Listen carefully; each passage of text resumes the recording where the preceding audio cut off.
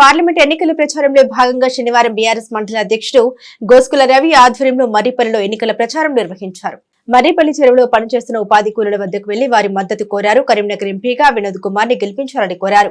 ఈ కార్యక్రమంలో cess director ఆకుల Devaraju, market committee మాజీ చైర్మన్ గడ్డం హనుమల్లు, మర్రిపల్లి గ్రామ మాజీ సర్పంచ్ కట్క మల్లేశం, రాచర్ల బాలకృష్ణ, గ్రామ శాఖ అధ్యక్షుడు ఇల్లందుల లచ్చయ్య, రాచర్ల మహేష్, మానుపట్టి తిరుపతి, పండుగ రాజు, తీగల ప్రవీణ్, ఫారం మల్లేశం, రాచర్ల వెంకటేష్, మొగిలి శేఖర్, లింకయ్య, పిట్టల వెంకటేష్ తదితరులు ఉన్నారు.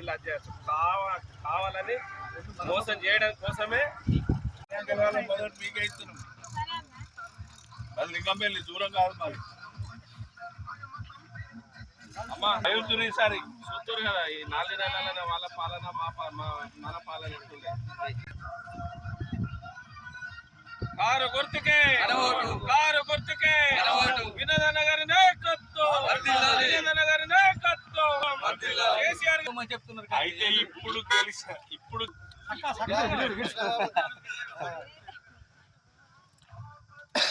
కేసీఆర్ గారి నాయకత్వం వర్ధిల్లాలి, కేసీఆర్ గారి నాయకత్వం వర్ధిల్లాలి.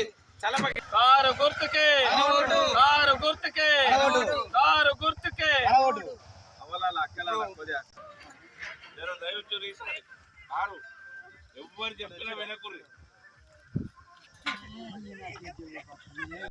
తల్లి జర దయవుచ్చుర్రి, కారు గుర్తు మర్చిపోకుర్రి అవా గుర్తుకే మన ఓటు.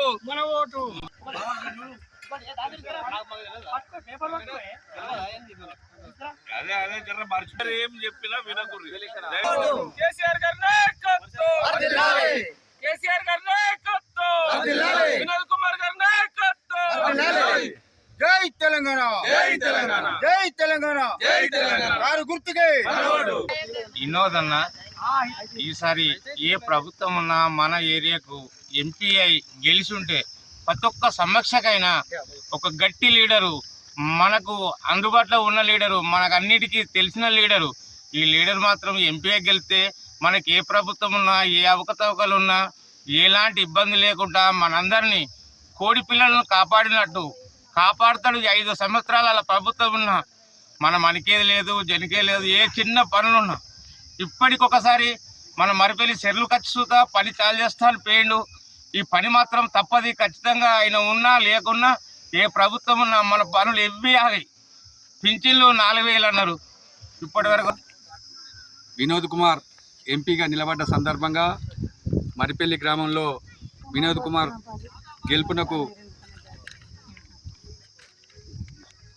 గెలుపు కొరకు మనం ఇవాళ మరిపల్లి గ్రామంలో ప్రచారం చేయడం జరుగుతుంది. ఇవాళ అభ్యర్థులు ఎవరికి సామర్థ్యత ఉన్నది, ఎవరైతే మన సమస్యలు పరిష్కారం చేస్తారని చెప్పి మనం ఆలోచించవలసిన అవసరం ఉన్నది. ఇవాళ 4 నెలల క్రితమే కాంగ్రెస్ ప్రభుత్వం వచ్చి ఎన్ని హామీలు ఇచ్చింది, ఏమి జరిగింది అనేది మనం కళ్ళారా చూస్తున్నాం. 9 సంవత్సరాలు 10 సంవత్సరాల నుంచి ఎండిపోని పంటలు ఒక్క 4 నెలల లోపలనే మనకు రైతులకు కళ్ళకు కనబడ్డాయి. రైతు బీమా లేదు, 4000 పెన్షను వచ్చినాక నెలకే ఇస్తామన్నారు, ఇప్పటి వరకు కూడా రాలేదు. తర్వాత ప్రతి ఇంటి మహిళకు 2500 రూపాయలు ఇస్తామన్నారు, అది లేదు. తర్వాత రైతు బంధు కూడా సరిగ్గా పడలేదు. గ్యాస్ సిలిండర్లు లేవు. ఇప్పుడు సిరిసిల్ల జిల్లాలు కూడా కుదింపు చేస్తామన్నాడు. మన సిరిసిల్ల జిల్లాను కూడా తీసివేసే ప్రయత్నం చేస్తున్నారు. కాబట్టి ఇప్పుడు ఎంపీ వినోద్ కుమార్ ఇదివరకు ఎంపీగా ఉన్న సమయంలో మనకు రైల్వే లైన్ కానీ, తర్వాత మన సమస్యలు కానీ, మన గ్రామ సమస్యలైనా టీఆర్ఎస్ ప్రభుత్వం ద్వారా ప్రతి కుల సంఘానికి డబ్బులు ఇవ్వడం జరిగింది, మహిళా సంఘానికి డబ్బులు ఇవ్వడం జరిగింది. ఎమ్మెల్యే రమేష్ బాబు గారి నాయకత్వాన మన గ్రామంలో అన్ని సంఘాలకు కూడా దాదాపు కుల సంఘాలకు డబ్బులు ఇవ్వడం జరిగింది. ఇప్పుడు ఎంపీ వినోద్ కుమార్, బోయిన్పల్లి వినోద్ కుమారు మోడీ ప్రధానమంత్రిగా ఉన్న సమయంలో మన కరీంనగర్కి ఎన్ని నిధులు తెచ్చిండో మీ అందరికీ తెలిసిన విషయమే. పార్లమెంటులో మన గలాన్ని విప్పి మన తెలంగాణ సత్తను చాటిన వ్యక్తి వినోద్ కుమార్. కాబట్టి వచ్చిన తర్వాత మన రాష్ట్రం ఏ విధంగా అభివృద్ధి చెందింది, తెలంగాణ వచ్చి 2023లో అధికారంలోకి వచ్చినటువంటి కాంగ్రెస్ ప్రభుత్వం అడ్డగోలు హామీలు ఇచ్చి, ఆచరణకు సార్ని హామీలు ఇచ్చి ప్రజలను ప్రలోభపెట్టి మోసపోయిందని ప్రజలు గుర్తిస్తున్నారు.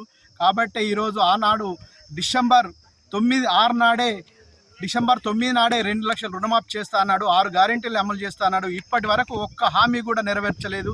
ఒక హామీ బస్సులలో మహిళలను కొట్టుకునే పరిస్థితి తీసుకొచ్చి బస్సులను తగ్గించి ఆ విధంగా కూడా ఇబ్బంది పెడుతున్నట్టు ప్రభుత్వం కేసీఆర్ గారు నాయకత్వంలో ఎంతో అభివృద్ధి చెందినటువంటి మన తెలంగాణను 4 నెలలనే వెనుకబడగొట్టి ఈ ప్రాంతంలో ఒక చెరువులో నీళ్ళు లేకుండా మన తెలంగాణ ప్రభుత్వంలో మండు టెండర్లో కూడా నీళ్ళు వచ్చిన ఘనత తెలంగాణ ప్రభుత్వంది.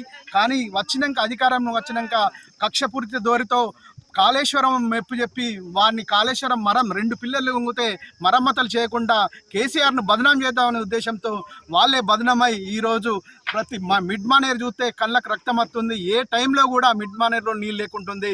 కానీ కేసీఆర్ గారు నాయకత్వాన్ని అంత అభివృద్ధి చెందినటువంటి రాష్ట్రాన్ని 4 నెలలనే కుప్పకూల్చే పరిస్థితి తీసుకొచ్చింది. కాంగ్రెస్ వారికి బుద్ధి చెప్పి రోజులు త్వరలోనే ఉన్నాయి. తెలంగాణ ప్రజలు చైతన్యవంతులు.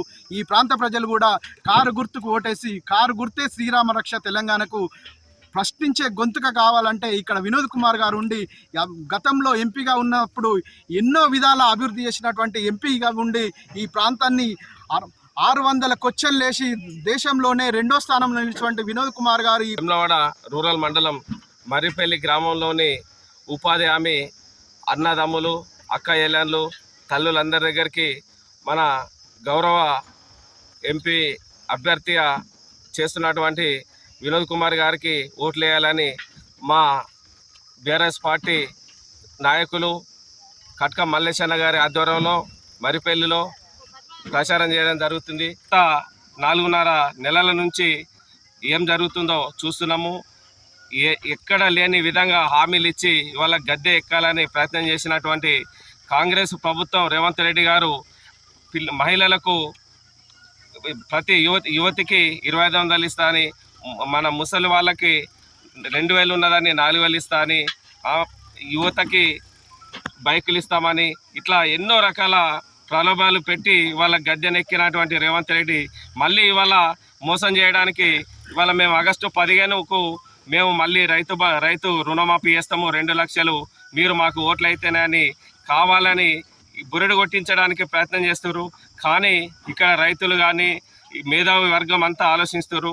వినోద్ కుమార్ అనేటనే ఒక మేధావి, ఆయన ఇంతకుముందు గతంలో 2014 నుంచి 18 వరకు చేసిరు. ఆయన ఎన్ని పనులు చేసిరు?